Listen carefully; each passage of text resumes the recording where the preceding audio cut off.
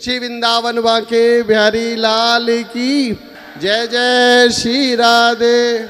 इस पावन भूमि को नमन करता हूँ। मंच पे विराजमान सभी आदरणीय महामंडलेश्वरों, सभी संतों के, सभी विद्वानों के चरणों में कोटि कोटि नमन बंदन करता हूँ।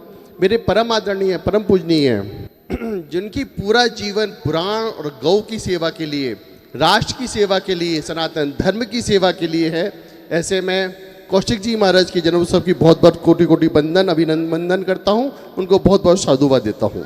मेरे प्यारे, गौ के लिए बार बार हम लोग कहते हैं, भगवान श्री कृष्ण ने भी गौ की पूजा करके, गौ की सेवा करके, आज हम लोग जो भारत में हमारी पहचान है कृष्ण और गौ से है।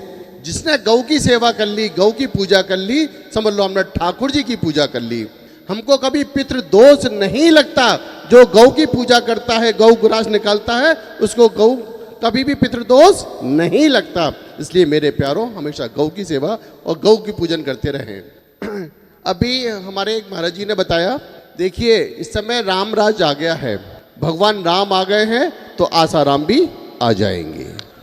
मेरे प्यारों, मैं आपको एक बहुत अच्छी बात कहना चाहता हूँ। आपने देखा है कि इस समय की परिस्थिति और उस समय की परिस्थिति में कितना परिवर्तन हुआ है।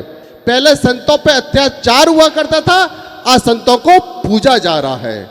इसी श्रृंखला में हम एक बात कहते हैं, आज हम लोग को भी लगता है, हम गर्व से कहते हैं हम सनातनी हैं, हम हिंदू हैं। मेरे कृष्ण ठाकुर जी महाराज पधारे हैं, उनके चरणों में कोटि कोटि नमन बंदन करता हूँ। महाराज श्री, मेरे प्यारों, मैं एक बात कहता हूँ, कभी आपने देखा जब कसाब को फांसी हुई तो एक तबका पूरा का पूरा सड़क पर आ गया था। जब संतों पे अत्याचार होता है, किसी भक्त पे अत्याचार होता है, तो आप लोग सो जाते हैं और सोचते हैं हमें क्या मतलब है। हिंदू ऐसे नहीं जागेगा। हिंदू को एक होना पड़ेगा।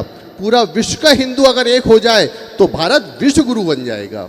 हमारी एकता की जरूरत है, हमको साथ रहने की जरूरत है। मेरे प्यारों, मेरे भक्तों, मेरे ईश्वर के, मेरे लाडलों, आपको ये कम से कम इतना तो ये काम करें कि कम से कम संतों पे तो अत्याचार ना हो। गौ संतों पे, गंगा पे अगर अत्याचार होगा तो भारत कहाँ रहेगा। मेरे प्यारों, ये हम सबको सोचना पड़ेगा। ये संत नहीं, ईश्वर के अंश होते हैं। इसलिए हम सबको ये सोचना है कि संतों की पूजा करें, संतों को ही प्रणाम करें। हमने भगवान को नहीं देखा, लेकिन गुरु और संतों के रूप में हमने साक्षात ईश्वर को देखा है।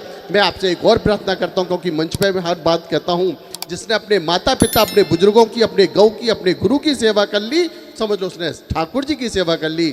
मैं फिर कह रहा हूँ, राम आए हैं तो आशा राम भी आएंगे।